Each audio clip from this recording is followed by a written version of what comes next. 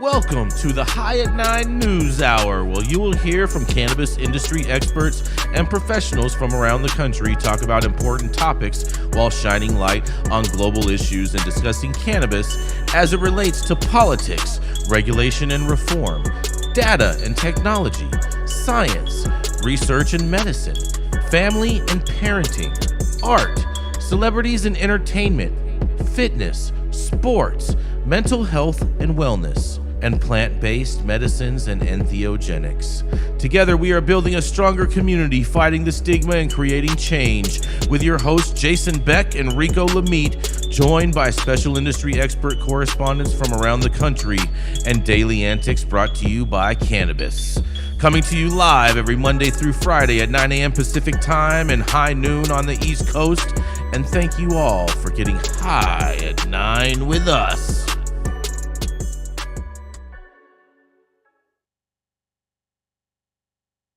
Oh, yeah. Good morning, everybody. It's Tuesday, December 20th. Today is Go Caroling Day. So I hope you all go out and sing a tune. Today is also National Sangria Day for all the lushes out there. And it is Mud Day with 2 Ds. So not sure what they're talking about, but maybe you should go and make a mud pie or something like that. And thank you for joining us and getting high at 9 with us. It's also high noon on the East Coast. And please remember to like, share, and subscribe to us on all social media platforms, especially right here on YouTube. We're live every Monday through Friday on YouTube and audio only on Clubhouse. And if you are joining us in Clubhouse, you can also participate in the show by raising your hand if you have a brief comment on the story most recently presented.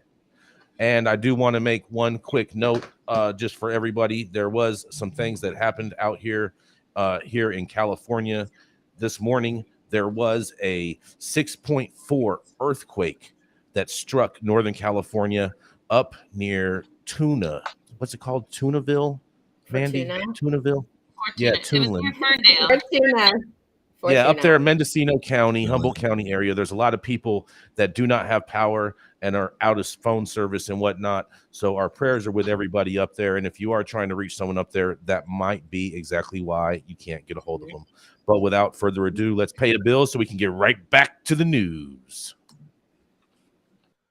Want to grow some of the best weed in the world? Then you must start with the best genetics in the world. Go to www.dnagenetics.shop to order regular, feminized, or autoflower beans. All of your favorite DNA genetics cultivars such as Kosher Kush, Skywalker Kush, and oh yeah, Chocolate Truffle Shuffle. Boasting more cannabis awards for their award-winning genetics than any other company in the world. Remember to go to www.dnagenetics.shop to see why our terps don't lie.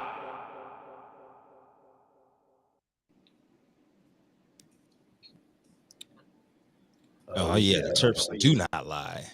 No, but you know what? The thoughts and opinions and shade thrown on High at 9 News are those of individual speakers and not those of any other speaker.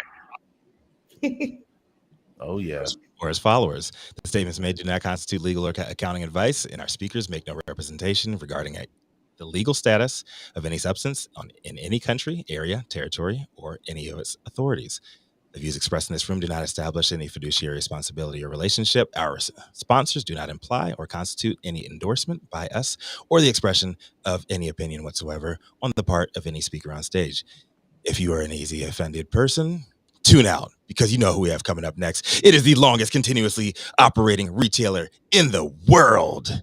Come to the stage, you know who it is. Gucci Blanco down in Florida at Mar-a-Lago. White Gucci out in Detroit with the hustlers, slanging that Delta 8 underneath the bridge with the trolls. But out here, he's known as Kaiser Brose, a.k.a. El Presidente, when he's out in West Hollywood, slanging those conversations about cannabis tourism.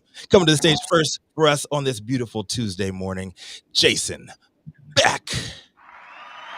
Oh, yeah. Good morning, Rico. I hope everyone is having a fantastic Tuesday. Guess what? We're almost to hump day. You're one day closer.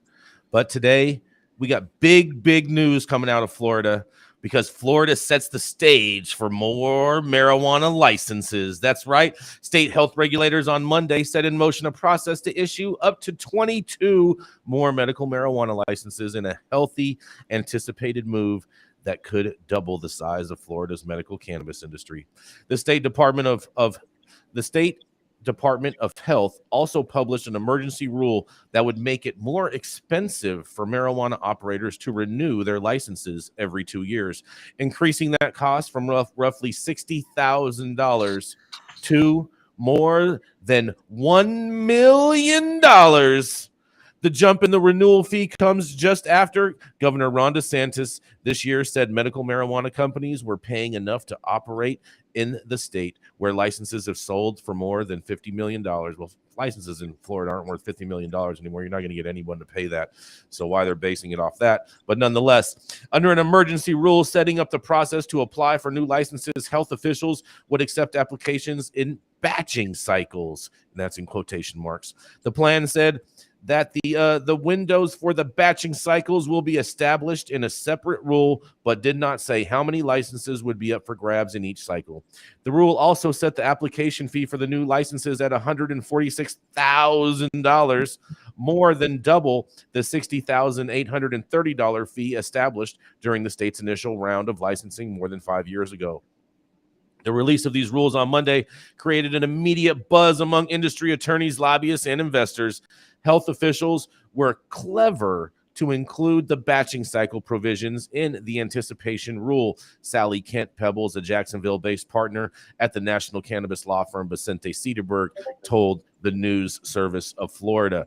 In a quote, "It was quite brilliant to include the language regarding the batching cycle, and I would think the reason they did that is to avoid all this costly litigation that we've seen in the past," people said.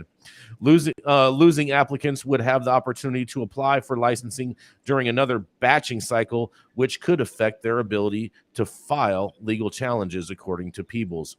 An unsuccessful group would be less inclined and has the wind taken out of the argument sails when the Department of Health can say, "You have a chance to reapply," people said.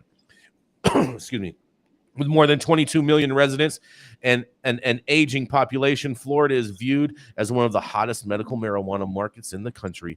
Florida, which has 22 licensed operators, had more than $1 billion with a B in medical marijuana sales in the first 6 months of 2022, according to Headset, a cannabis data analytics company. In a quote, "We appreciate the department moving forward on this important next step and look forward to filling an application once the window opens." Daniel Russell, an attorney with the Dean Mead firm who represents applicants, told the News Service of Florida that as well. A 2017 law which created a framework for the state's medical marijuana industry required the Department of Health to grant new licenses as numbers of unauthorized patients increased. With more than 775,000 patients, the state should have issued at least another 22 licenses to keep up with the population of patients. But the DeSantis administration had left the application process in limbo since the governor took office back in 2019. DeSantis' office has blamed the delay on litigation over the 2017 law, but a Florida Supreme Court decision upholding the statute was finalized last year. While the application deadline will be established via a separate rule today, publications on the application rule and form begins a long-awaited process to award 22 additional licenses currently authorized by the statute. Jim McKee, an attorney who represents license holders and applicants, told the News Service. While the move toward granting more licenses drew praise, industry insiders also predicted that the dramatically higher renewal fee would likely draw pushback from at least some current operators. The new renewal fee is based on a formula that includes the amount of money it costs the state to regulate the industry. The renewal fee in 2022 would be $1.33 million, Department of Health spokesperson James Williams III said in a phone interview. The governor flagged the license fee issue in August, telling reporters the state should charge these people more money. And in a quote, he says, "I mean, these are very valuable licenses," the governor said. I would charge them an arm and a leg. I mean, everybody wants one of these licenses. The cannabis industry has blossomed since voters approved a 2016 constitutional amendment broadly authorizing medical marijuana, and the department Monday also laid out a process for part of the 2017 law requiring health officials to give a special preference for up to 2 licenses to applicants that, in quotes, own one or more facilities that are or were used for the canning, concentrating, or otherwise processing of citrus fruits or citrus molasses, and will use or covert that facility or facilities for the processing of marijuana. And this just keeps on going on and on. But basically, there's going to be more licenses in Florida. So what do you all have to say about that? And this is Jason Beck reporting for the High at 9 News Hour. Jason Beck, that's real cute how you just kind of glossed over, the fees there. Oh, more licenses. Yeah, if you have $1 gazillion, what does that do for the small grower? $146,000 application fee, and you renew your license every 2 years, and that is going to cost you a whopping $1 million now. Jesus. Can you easily drop 1.3 million, renew your license every 2 years? 100%. Just drop it like a dime, girl. Oh, please, Gretchen. You love this, Gretchen. This makes it so all the right people get licenses. I didn't say it. I have no problem. You gotta have big money, babe. You gotta have big money to play. That's how it is. Putting words into my mouth. I think this is a travesty. No, this is bullshit. This is exactly what keeps the illicit market going, is when you make it way too high for people to actually enter the market and be legal participants. No, this is bullshit. And this is Jason Beck's boy, his boyfriend and lover, Ron DeSantis, who's pulling this shit. Talk to him, not to me. No, listen, the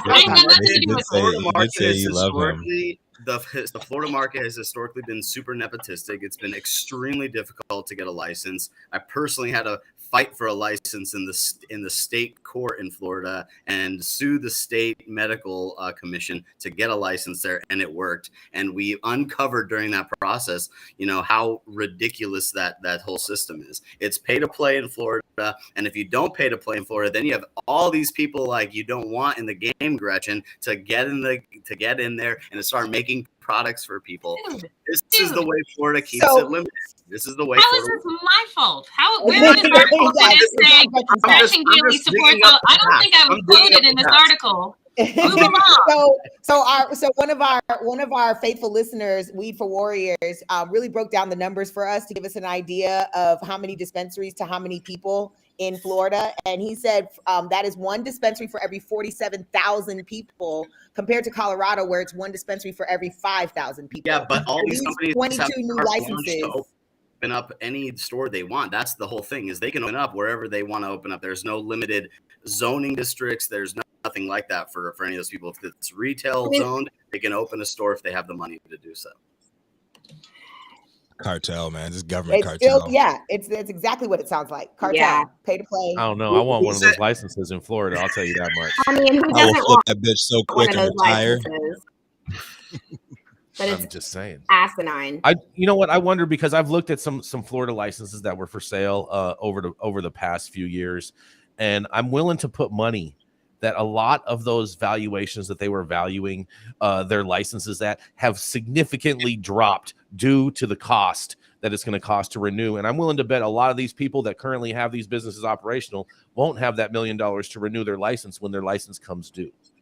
I don't know about that. I think they'll have it. I don't know, bro. I don't know. I mean, you got a lot of these Florida companies that owe the IRS exorbitant fees. Yeah, but they'll just hire another attorney to fight the IRS for another 10 years, and then they'll just settle. The money that comes in, Florida's still selling boo for $60 an eighth. Let's be honest here. Okay, there is no high cost of production, because all the weed pretty much sucks in Florida. There's only a couple companies that are noteworthy. Everybody knows that. So with that being said, they're gonna get the money. They're gonna be able to pay. It's just. I didn't say all of them. I said I'm willing to bet that there's some that don't have the money to pay. But there's literally still only like under 10 companies, right?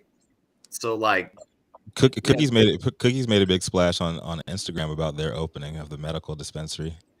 I mean, it's all medical. That's the whole thing. But it's just like California. It's like they're just rubber stamping medical licenses at this point. I'm fine with rubber stamping medical licenses. I think everybody is technically smokes for a medical reason, whether they are aware of it or not. Oh, 1,000,000%. Were they saying like $50 million? That was like the secondary market price. No, so where they get this from is the most recent license that was sold to Planet 13 purchase. I think it was Planet 13. They paid $50 million for a license. But the reality of it is that ever since then, that was like the peak of the market. And also too, you had someone that desperately wanted to get into the Florida market. But the reality of it is that if you're a company and you're going to spend $50 million on a license, there's a lot of other better assets throughout other states to spend that $50 million on than just to buy a piece of paper in Florida. They're going out for them old folks, man. They won't be that valuable in a year or two. No. And also too, now there's going to be 22 new licenses that come into the place. So now those licenses are going to get devalued again. Yep. So anyone that's trying to sell their Florida license, you just got a priced evaluation. Anybody know how many cultivation licenses there are going to be out there? Because that's not how it works. That's not how it works. It's all vertical. It's all vertical. You get one license. You get one license. You're allowed to have your processing and your cultivation wherever in Florida, and you can open up as many dispensaries throughout the state, based off the patient population size. Yeah, I forgot about that. Yes, that's why they're called super licenses. Crazy. Yes. Well, thank you all for enjoying. We have Leo Bridgewater. Leo, did you have a comment on this story? Yeah, Leo. Actually, hey, everybody. Jason, good to hear you, bro. Rico, good to hear from you. Yes, Nicole, sir. everyone.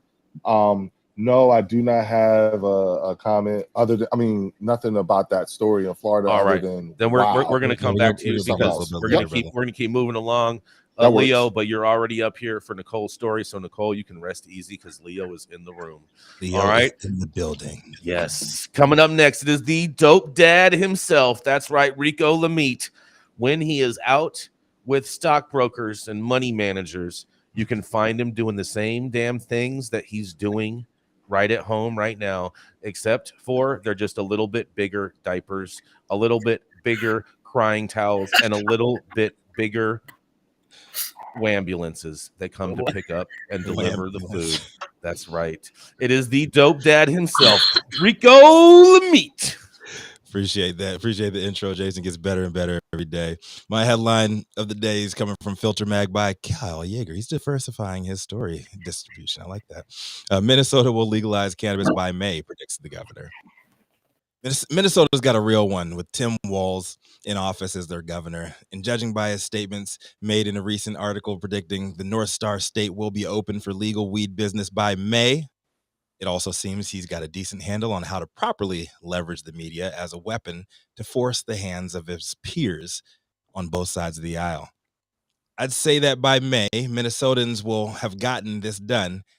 I did think it would pass sooner because I thought it was more of a libertarian issue. See what you did there, Gov.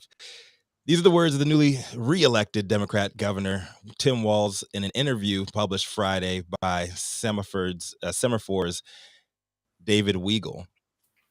But is a May timeline realistic for a state without proper legal or economic infrastructure to support it? Leadership in his own party is calling for a more down-to-earth goal of within the next 2 years. But it's obvious the Gopher State's governor has been hell-bent on legalizing weed since returning to office last month.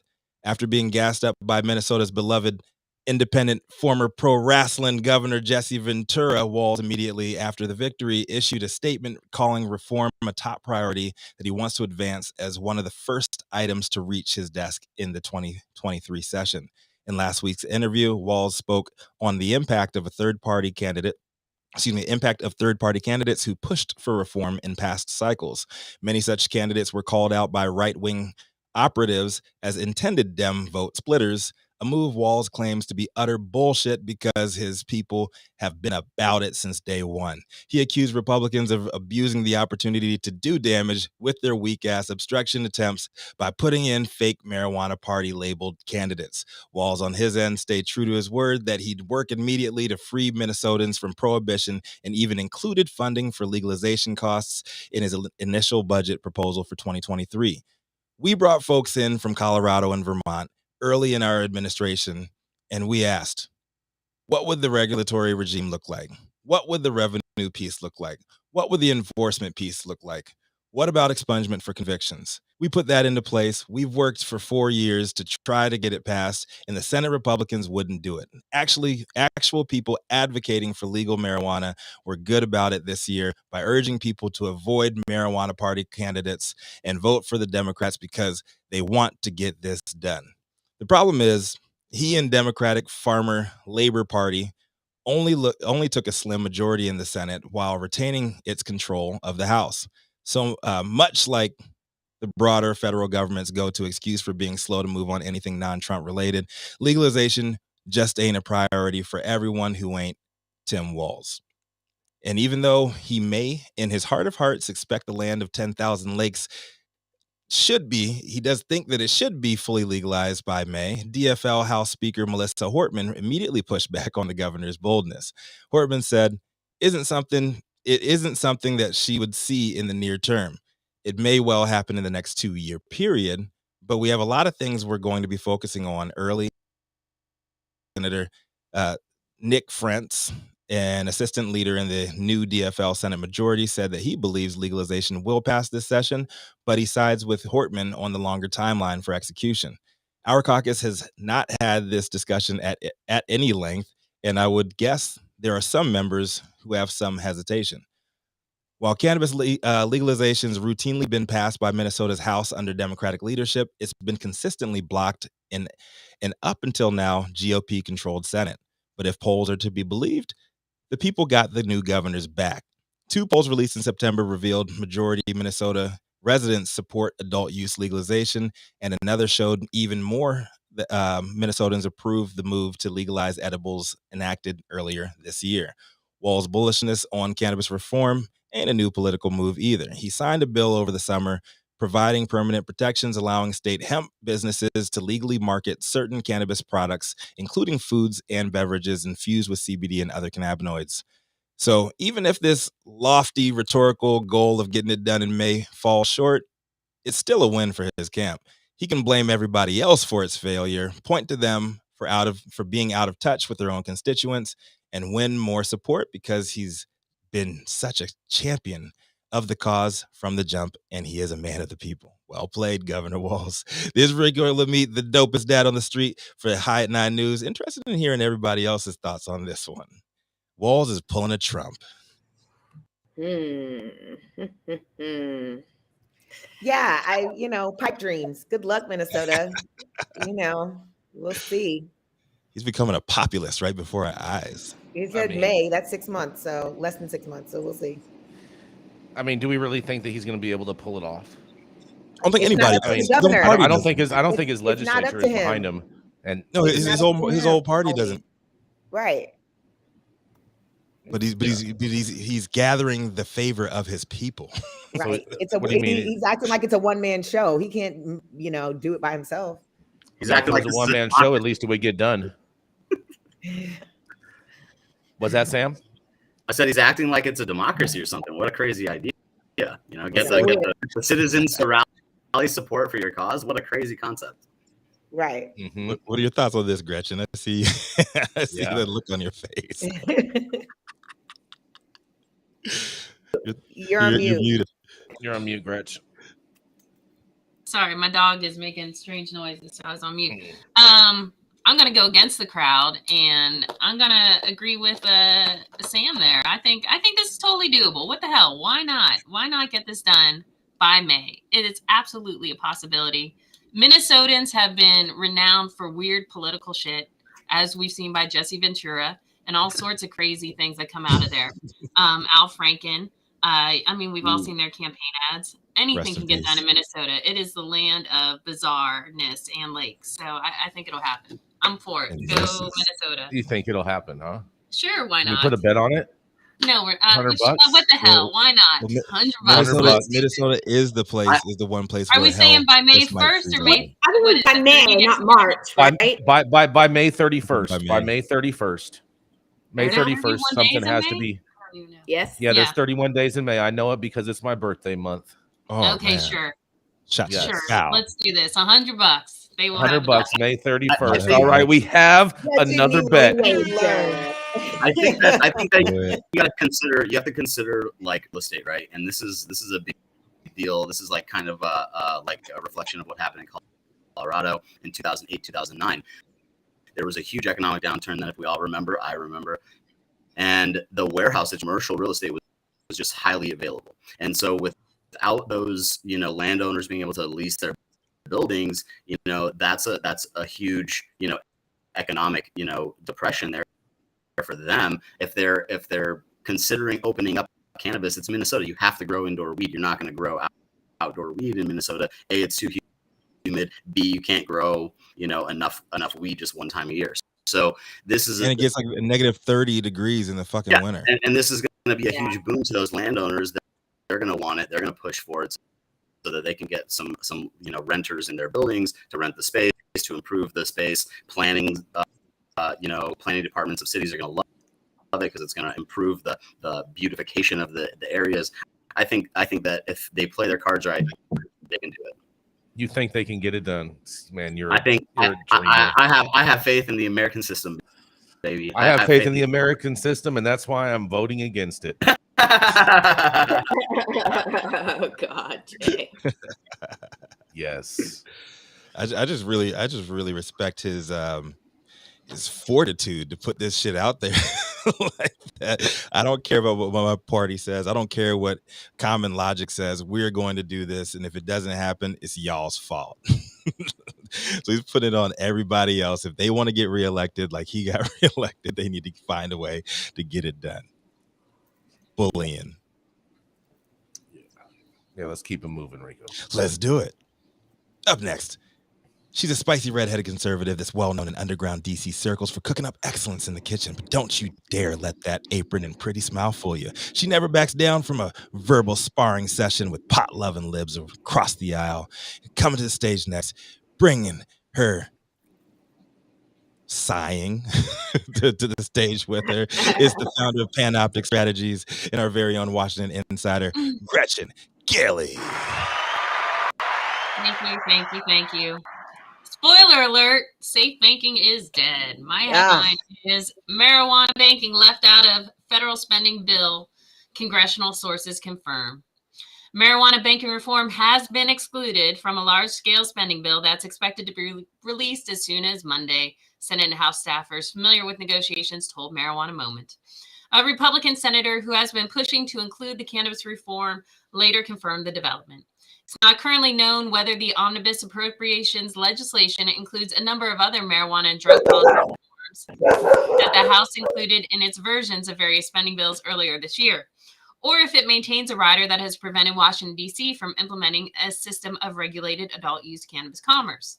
The omnibus development represents the second major setback for supporters of the Safe Banking Act during the lame duck session, after the proposal was excluded from the NDAA earlier this month. The hope was that appropriations could serve as the vehicle for protecting banks that work with state legal marijuana businesses. That didn't pan out, as Politico first reported. Despite Senate Majority Leader Chuck Schumer making a last-ditch effort to put cannabis reform in the omnibus, as one senior Democratic Senate staffer put it last week, negotiations failed to produce a package that includes the measure. The lack of safe banking language leaves supporters with few legislative options and very little time to advance the reform during the final weeks of the lame duck. It's still theoretically possible that the bill or the broader Safe Plus package that Schumer has been working on could be introduced as a standalone, but with only days left before lawmakers adjourn for the year, that seems like a remote possibility at best. The Safe Plus legislation is expected to contain marijuana banking in addition to other proposals related to cannabis expungements and gun rights for marijuana consumers, among other provisions. Senator Steve Daines, the lead GOP sponsor of the Safe Banking Act, decried its being left out of the appropriations measure. The failure to pass my bipartisan Safe Banking Act means communities in Montana and across our country will remain vulnerable to crime, where legal businesses are forced to operate in all cash, he said in a press release. This bill to promote public safety would have been well positioned to pass had it gone through the regular committee process, as I called for more than a year ago. Our small businesses, law enforcement, and communities deserve better. Most advocates will now look ahead to 2023 and the possibility of advancing the reform in a divided Congress. Well, I can't agree more with Senator Daines. We absolutely deserve better. Chuck Schumer did jack nothing Democrats did jack nothing for the past 2 years. And now we are going back to a divided Congress where I don't expect much more to happen for safe banking either. This is Gretchen for High 9 News. I agree with you, Gretchen, but I do also believe that I don't think that this was the right bill to hold safe banking. It should not get put in an omnibus bill that has to get revoted upon every single year. Chuck Schumer needs to man up and put this to the floor for a vote. He is the majority leader still. He has plenty of time to do it. And I wouldn't say plenty of time. It's December 20th. Let's be real. No, he does not. It takes about 4 days to actually get something through. So he's got, and that's why I'm saying he's got 4 days. He has 4 days still. Well, he could. He had all year. Cannabis, could keep the Senate there and say, no, we're going to vote on this and keep them there through Christmas. He could do that. Jump. It's been a clusterfuck since the jump. And Nicole is right. He had 2 years to do this. He's a jagoff. And he only cared about cannabis when he needed to get it reelected. That's when he cared about pot. Let's see how much he was about to get primaried by AOC. Yep, and him and Cory Booker tried to come through with those cute ass fucking. Oh yeah, we got a surprise for y'all in 420. Blah blah blah blah blah. Like all that fucking. Hold on, what about them grandstanding? And when Safe really had a chance to go through, and they said, oh, you know what? Nope, we're not letting it go through. We're gonna grandstand. We're gonna come up with something better. Right. If they really cared about anything, they wouldn't have fucking fumbled the bag on the 2-yard line like they did. And now, you know what? It's up in the air. We'll see if it happens. Like, even if, and like I said, like I was a fan of Safe Banking Plus. I was not a fan of the original one. And they had a chance to get the second one done. And they had people on both sides supporting it. And did they do it? No, They couldn't get it done. So they call a spade, and like, y'all fucked up. So we'll see what happens going forward. I would be concerned, Rico, that Safe Plus doesn't have the support that it needs in the House. I don't think so. I don't think anything is going to happen moving forward unless we get new people elected and get these garbage politicians out of here. Then there's nothing. It's going to be the same old story over and over again. Get them out. Same old. I have a question for my liberal friends. Did any of you really expect the Democrats to get anything done when they controlled all 3 branches of government? Did anyone seriously expect them to get it done? They needed Tim Walz as a leader. They needed Tim Walz. Done. I don't expect any of them, Republican or Democrat. It doesn't matter what you claim. You don't get shit done. Why isn't there term limit? Like, why? Why aren't we voting for term limits still? I'm still really confused about this. Oh, hold on. We have Dr. Felicia. She has something to say. Good. Come on up, Dr. Felicia. How are you today, Dr. Felicia? Hey, Doc. Hey, y'all. How's everybody? My question is, when you ask your question, Jason. Yes. Yes. I answer yes. I expected them to get this done. I did expect to get this done. Now, the question is, I would like somebody to figure out who stands to profit by not passing safe banking. Whoever's profiting from safe banking not being in place, that is who I feel is holding things up. So we can just figure out who that is. Dama Financial is one of them. Well, I would say Dama Financial, Salah Credit Union. I mean, I could name a few of these other banks that are working with cannabis that charge these exorbitant fees.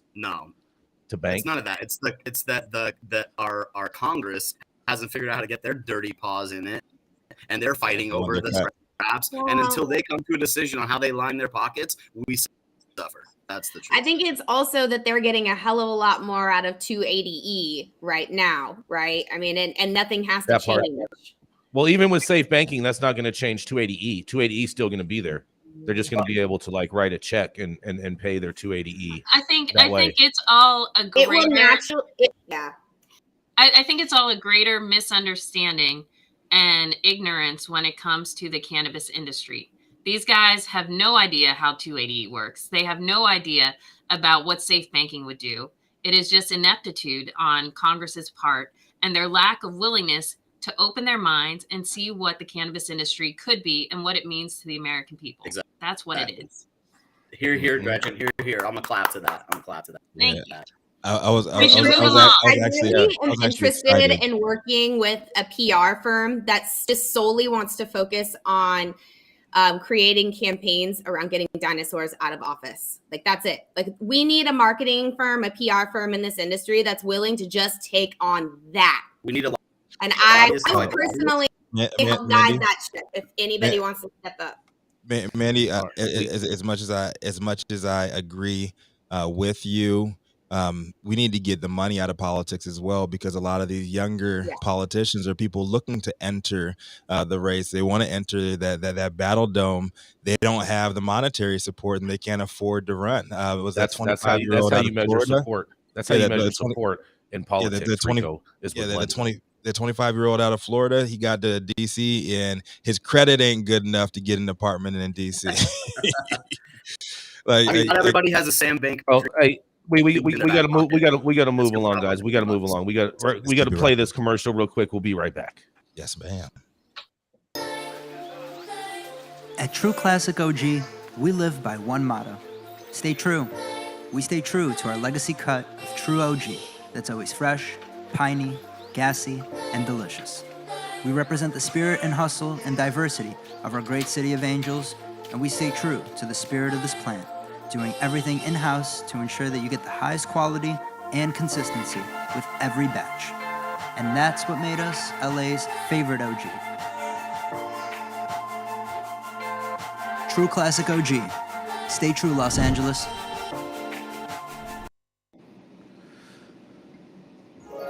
Flying into LAX and you want to taste some of the best weed in the world, then stop by LAXCC, the closest dispensary to LAX, located at 8332 Lincoln Boulevard and open from 8 a.m. to 10 p.m. 7 days a week.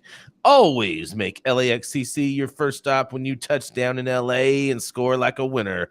And don't forget to tell them I sent you and mention you'd like to get high at 9 for 10% off your full order.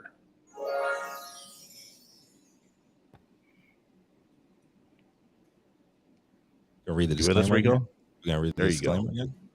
No, you already read the disclaimer. We got a lack of time. Okay. No. Just once the episode. That's all we need. Shit. All right. So up next, we have the purple, majestic warrior coming out of Las Vegas herself, the founder of Purple Plant Magic, and the weed. Is it the Weed Encyclopedia? Encyclopedia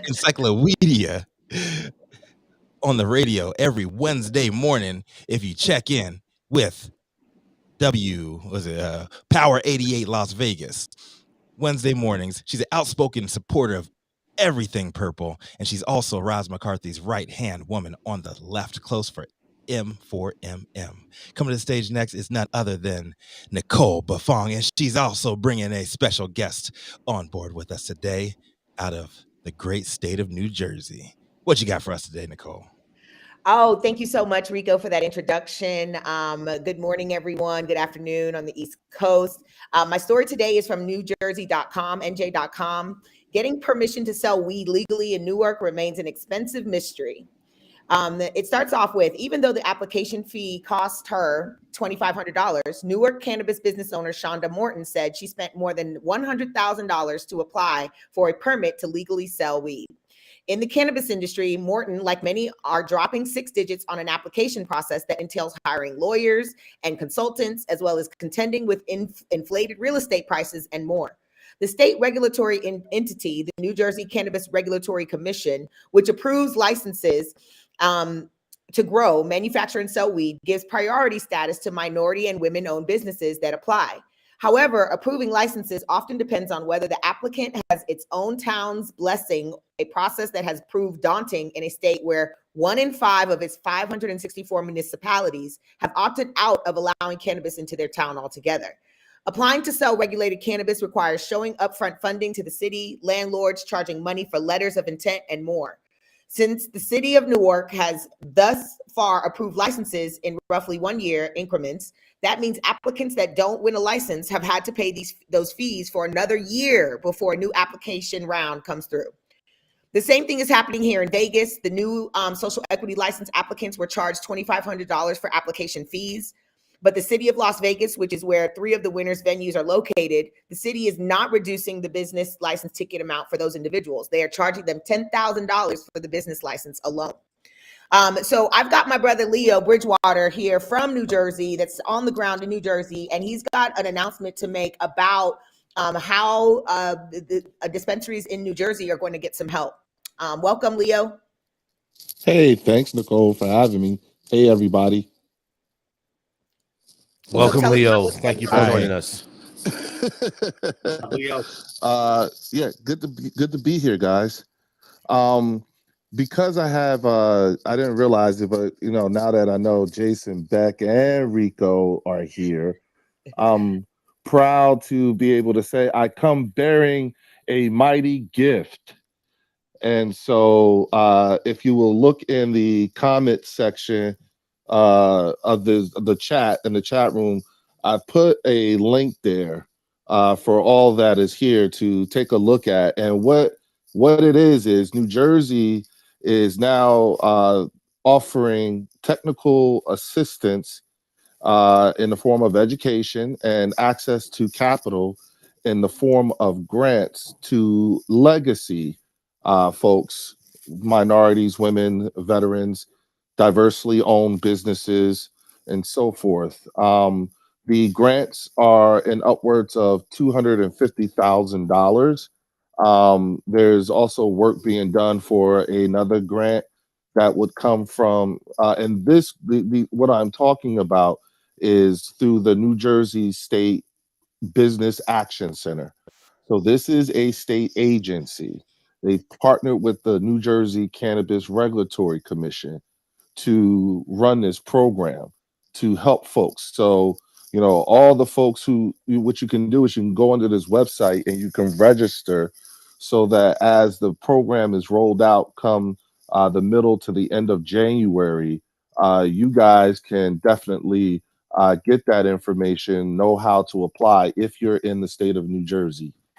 If you are not in the state of New Jersey, I invite you to still get this information of this program, pick it apart, pull it, put your own hot sauce to it, and then offer it to your state if you don't like the program or they don't have one yet. The point is that historically, when you talk about legalizing for adult use, like we've done here in New Jersey, you talk about the legacy folks and hypotheticals and theory. Well, now I'm offering you a practical application. This is a workable model. Is it perfect? No, but it's something. And so the reason why I'm saying all this is because unlike other instances, when you have a state who's newly legalized with adult use cannabis, the ability to directly engage with the state to pull this thing apart, make it better, do whatever. This is unprecedented here. And I give credit to that to, first of all, to our Cannabis Regulatory Commission, all 5 commissioners, and also with the Director of Diversity and Inclusion, Mr. Wesley McWhite. You know, this guy is, he's made himself available. You know, he wants to hear from everybody. He wants to know how can we do it better?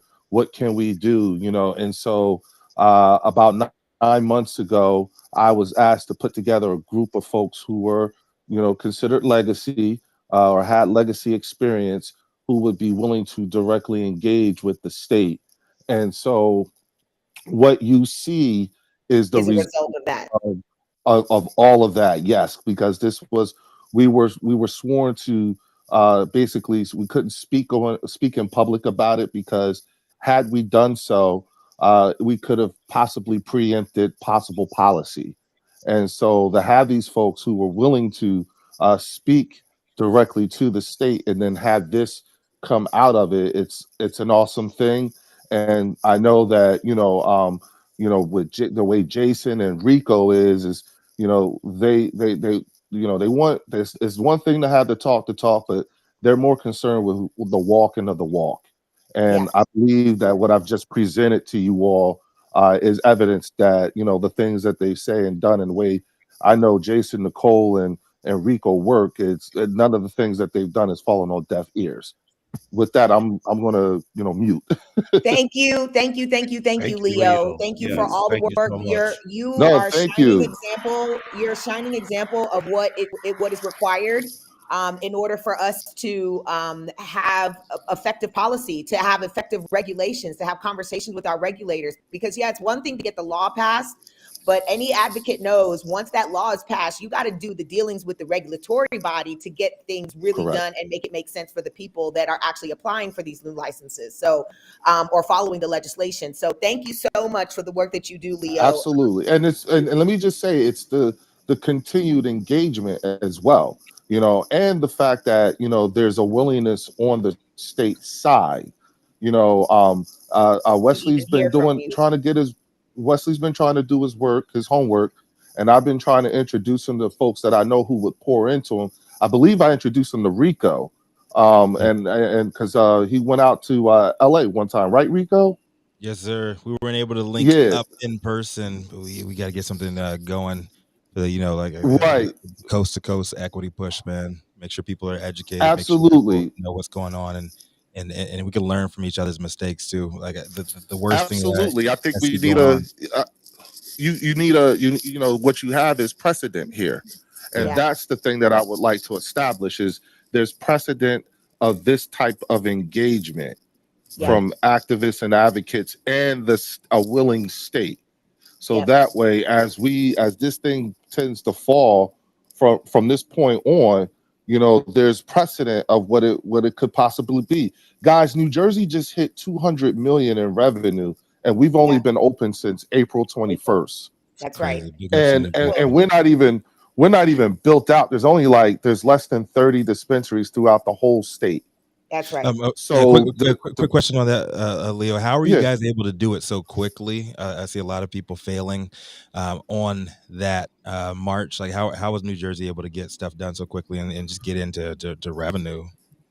To be quite honest with you, at first, the state was smart enough to absorb people like ourselves. So if you look at who the chair of the New Jersey Cannabis Regulatory Commission, it's a young woman named Diana Waynu. Now, if you were familiar with New Jersey politics and this fight here, then that name would be familiar to you because she used to be with the ACLU. It was Diana Waynu's work who kicked off that whole thing about arrest report here in New Jersey and all that stuff. And then you look at who our executive director is, and that would be Jeff Brown, someone who's firmly entrenched and has been fighting for this in terms of from the medical marijuana program. So what the governor was smart enough to do was to put in place people who were already familiar with the way this whole thing works in terms of not just within New Jersey, but also the industry as well throughout the country. So that was there was enough people, and I think that's the thing that if states were smart enough, they would absorb as many activists and advocates as they can when they do legalize, because we're the ones who know all the bullshit. We know what's happening. We know who messed up. We know who ain't been doing things right. We could point you in the right direction, and so that's what I think, and the willingness as well. Because we legalized through a ballot referendum, our social equity palette is literally blank, which means we could do whatever we want to do so long as it holds up against the state constitution, evidenced by programs like this as well. This technical assistance program is really going to be like a business 101, business 102 thing or whatever. But then there's also going to be something that we're working on right now with the Department of Labor, trying to get them on board with this to do workforce development, where there'll be another grant of up to like 200,000. So fresh out, and understand something, folks. It only costs between $0 and $2,000 to apply for a license here in New Jersey. So if you're going for like a big grow or whatever, the biggest thing that you want to do, if you want Planet 13 in New Jersey, it's only going to cost you $2,000 to apply. We do for not. that shit. We do not want Planet 13 in New Jersey. No, I was just giving. Not. I was giving the example because I like what I heard in Florida, $50 million. It's like, well, damn, you know, and it costs $1 million to apply for a license. Okay, no, it's $2,000 in New Jersey. Well, that makes it's it going to be $144,000 to apply in Florida. But thank you so much, Leo. Thank you for so coming much. up. We really Thank appreciate you. Thank you. No Nicole, problem, for guys. You guys have a good rest of the day. I hope you're proud. Yes, sir. Happy holidays. Thank you, Leo. Thanks, Leo. All right, love you guys. Alrighty, bye. I know we got to move on quick, but like, here's the reality, right? New Jersey. Hold on. So, Saman. We got to keep it moving, bro. We got to keep it moving. All right. I'm just saying. Coming up next is Manndie Tingler. She's a cannabis product extraordinaire, a serial cannapreneur. She's the co-founder of Camilla Cannagram and the Women's Cannabis Competition. She's also an Emerald Cup judge for the edible side, and she loves showing the world how cannabis, motherhood, and an executive lifestyle go hand in hand. It is none other than the Manndie Tingler. Good morning, friends. I hope everybody's doing well. Today's story is a little bit of a sad one, and it comes, sad to say, out of my region. The article comes from KCRA 3 News, and the headline reads, California dad arrested after girl age 2 overdoses on fentanyl. This happened in Merced, California. Central California man was arrested on suspicion of child endangerment after his 2-year-old daughter overdosed on fentanyl, police said. The child was treated at a hospital, and she is expected to make a full recovery, the Merced Police Department said in a statement. Her parents brought the girl to the emergency room on Sunday after she, quote, experienced life-threatening symptoms consistent with fentanyl exposure. Investigators determined the girl's father had bought fentanyl-laced marijuana products into their home, where the child was exposed to the powerful synthetic opioid. Marvin Thomas could face a felony count of child endangerment. It wasn't known Monday if the 34-year-old has an attorney. Police said both parents were cooperating with the investigation, which involves Child Protective Services. This is a short story here, you guys, this morning, but definitely a very unfortunate one. So glad to hear that this little girl is going to be okay, but come on, guys. Let's talk about what's happening out there with fentanyl and getting into cannabis. And just for the record, also, I did look into how many dispensaries, like legally licensed dispensaries, are in Merced. There are 6. That's roughly a dispensary for every 21,000 people in the city of Merced, as far as access to safe, clean cannabis is concerned. Safe, clean, taxed cannabis. Some people are like, I need my medicine and I can't afford paying $18 for a gram of weed when I can pay $5 or $10 for it somewhere else. And not really fully understanding the risk that they're taking by buying out of that market, especially when you have access to safe cannabis. It's like, my mother used to say, good thing no cheap and cheap thing no good. I would like to know what these products were. What were these products? I wish they would give out more information on what these products were. And I think I don't know that we're talking about like a branded product line. I mean. Well, at the same time too, Manndie, I believe in there it says that police believe that what came out of the gummies. They haven't proven that as of yet. Is that correct? It didn't actually say that it was gummies. It said just cannabis, that he had brought fentanyl-laced cannabis into the home. Yeah. Now, fentanyl can soak in through your skin, right? Yeah. I mean, you just touch it, right? So it could have been anything. It could have been. I don't see how you lace weed with fentanyl. Maybe possibly with a gummy. No. But see, if you're putting flour on a the thing that you measure weight with, a scale on a scale that has fentanyl residue on it, then that's all you need. I understand that. No, that was actually a falsehood that was actually put out by cops, and it's not true. Fentanyl cannot be absorbed through the skin by touching it on the surface. That was actually put out. Yeah, that was actually a bunch of bullshit put out by cops that were You trying. can only inhale it. So like if Yeah. it's in powdered form in the room, Yeah, it cannot be you absorbed through inhale the it. skin. That's That's how, bullshit. right. Hold on. So That's then what just misinformation. happened with that Florida cop that they had to give like the EpiPen to, or what? It just happened He the other inhaled day. it. They inhaled it. It was in They the inhaled it. room. Yeah. Got it. It has to be ingested. Got it. So you can't just touch it. You got to Yeah. actually like snort it. Yeah, all of that stuff came out when they found out that those cops in Connecticut were lying. Yeah, like it can't even Check it on be Google. to the That skin is people are saying. actually false.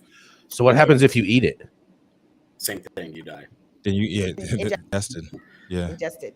Yeah. Okay. So you could put it in a gummy then. Could be gummies. Let's jump. Yeah, they literally have fentanyl I want to hear Saman's lollipops. story. I don't know. We gotta keep it moving though. All right, up Yeah, we next, wish the family the best.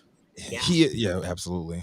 Hope they recover fully. All right. He's a patient advocate, 14-year industry vet working in regulated markets across the U.S. from CO, CA, FL, MA, and most recently NJ, the Garden State. Saman is an award-winning solvent extraction pioneer and a product innovator who specializes in licensing, facility design, build-out, product process, and systems development and education.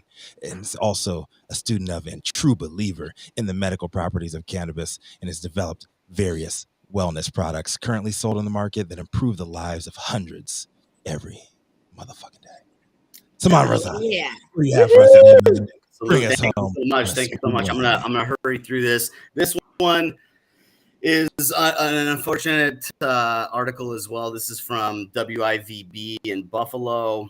Buffalo firefighter fired for medical marijuana returns to work after settlement. So, bad but a happy ending here, fairy tale ending for our fearless firefighters, which I got mad respect for those guys. They rush into burning buildings, they help keep us safe and help keep our industry, especially the extraction industry, regulated and safe. So kudos to the firefighters. So here we go.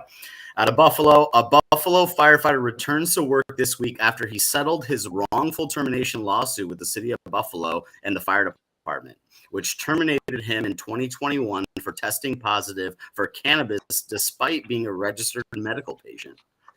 Scott Martin, an Air Force vet, plus he's a vet, big ups to this guy. Scott Martin, Air Force vet who served 2 tours in the Middle East, was a Buffalo EMT and firefighter for over a decade when he got suspended in December of 2020 for testing positive for cannabis on a random workplace test. The collective bargaining agreement between the city and the fire department establishes the protocol for workplace drug testing, but it does not address registered medical users like Martin. Martin was deemed a certified medical patient in 2018 to help relieve chronic back pain, sleepless nights, and PTSD. Martin told News 4 Investigates last year that he informed the person who gave him the drug test that he was a certified medical patient, but they didn't know what to do. 2 months after Martin got suspended, the fire department and city terminated his employment. Shame on you, City of Buffalo. Martin filed a union grievance and a wrongful termination lawsuit in the state Supreme Court to force the city to acknowledge his rights as a medical cannabis patient and return him to work.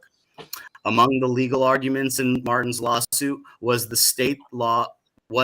the state law prohibits entities from discriminating against medical marijuana patients. Got to use that law against them sometimes. State Health Department investigates staffing. The city, on the other hand, argued that the collective bargaining agreement prohibits use of drugs and that allowing active members to use medical cannabis could jeopardize the city's ability to secure funding from the federal government, which still outlaws cannabis use and requires drug-free workplaces. In court filings last year, the city also argued that it would be faced with too much liability if it were to allow a firefighter and other public safety workers to use cannabis, even if it's legitimately prescribed. Bullshit. Martin said he never used while at work, and that the positive test only indicated that he had cannabis metabolites in his system, not when he last used. He told News 4 that he used medical cannabis after work shifts and would use the medicine would never use the medicine while on the job. At the end of September, Supreme Court Justice Catherine N. Panapinto rejected the city's arguments by ruling against its request for a summary judgment that sought to dismiss Martin's case. David Holland, Martin's attorney, confirmed that the settlement required Martin to be reinstated at the same rank, seniority, and salary he had prior to his termination. In addition, the city agreed to acknowledge Martin's rights as a medical cannabis user. Awesome. The city also agreed to provide Martin with $242,000 in back pay. So he's getting paid for the time that he was off the job, which is really righteous and awesome. I love that. Holland said the case was the first in the state in which a government employee challenged his termination as protected medical cannabis user under the state's Compassionate Care Act. The parties' agreement to Martin's reinstatement and the recognition of his rights under the Compassionate Care Act is a reasonable resolution to this dispute, Holland said. At the national level, I expect to see parties to collective bargain agreements come to similar accommodations and resolutions. We can only hope. The city's corporate counsel did not immediately respond for requests to comment. Well, win one for the good guys and the cannabis patients. I love it. Give them a big round of applause. Yes, we won one. We won one. But what a shame for this guy to have to endure, right? It's like, really get fired. I love these kind of stories. One win for the patients, because the patients don't win very often. And so I'm grateful to hear this kind of story. Good for him. And he got a real payout too. Yeah. He got hooked up. Have you been to Buffalo? Paying him a quarter mil is a big deal. It's a big deal. Does it say how long he was out of work? For approximately a year. Well, I mean, he got fired in 2021, so I can only imagine it's around. And he just got reinstated. So is this the same guy, Rico, that Stone Slade covered last week, or Gretchen? Is this the same story? It's a different. It's not the same story. This is a different firefighter. Yeah. Firefighters. Okay. I mean, we're going to keep hearing stories like this, right? And pretty soon it's just going to become something that business operators and local government operators understand, that this is not something that is a fireable offense. It'll wear itself out. In the meantime, a lot of people should just sue if they're getting fired for that. Yeah. Gretchen, I want to correct myself. It was 2020, so he was out of work for 2 years. Wow. That's crazy. Crazy.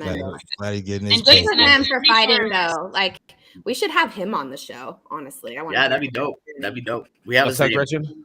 I'm pretty sure it was Rochester, New York with Stones. Rochester, New York. Okay, I remember they were right next to each other. Firefighters.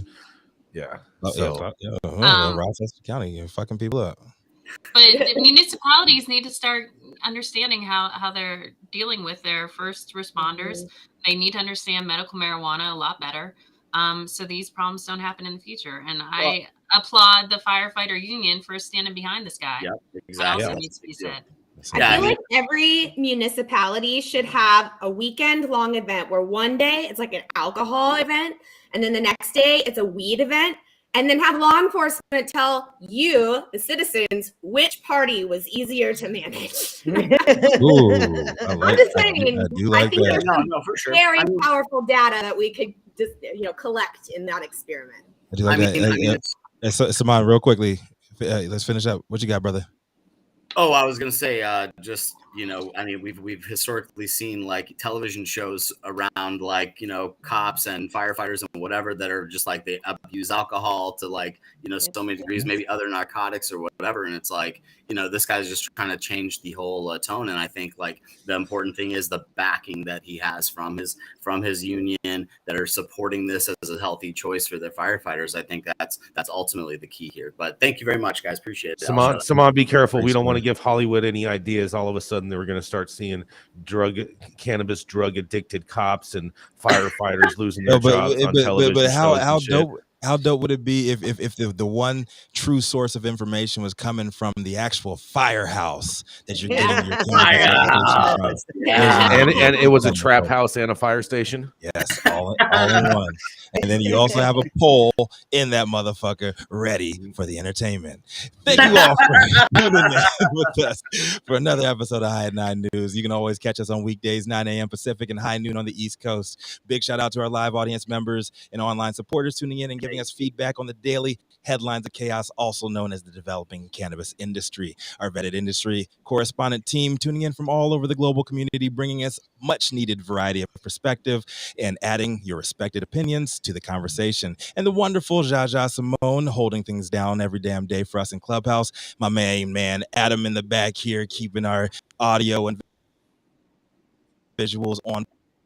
And to the haters, we see here of you, but we know all too well you feeding joy to the troll way that you can get your color back. I made that imaging the troll with my daughter, but until it's wrong, it is fact. Finally, Cannabis Sativa L, thank you for blessing us with your presence, continuing to heal, uplift, and excite us daily, giving the High at 9 News team a purpose to show up and read the headlines each Monday through Friday. It has been Tuesday, December. What is 20th? Is it 20th, right? 20th. Yeah, December 20th. Our Our show's over, and you've all been blessed with today's top industry headlines. We hope it is to smoke. My name is Rico. End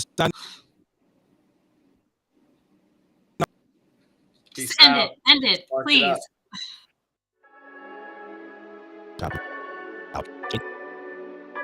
Welcome to the High at 9 News Hour, where you will hear from cannabis industry experts and professionals from around the country talk about important topics while shining light on global issues and discussing cannabis as it relates to politics, regulation and reform, data and technology, science, research and medicine, family and parenting, art, celebrities and entertainment, fitness, sports, mental health and wellness, and plant-based medicines and entheogenics. Together, we are building a stronger community, fighting the stigma and creating change. With your hosts, Jason Beck and Rico Lamitte, joined by special industry expert correspondents from around the country, and daily antics brought to you by Cannabis. Coming to you live every Monday through Friday at 9 a.m. Pacific Time and high noon on the East Coast. And thank you all for getting high at 9 with us.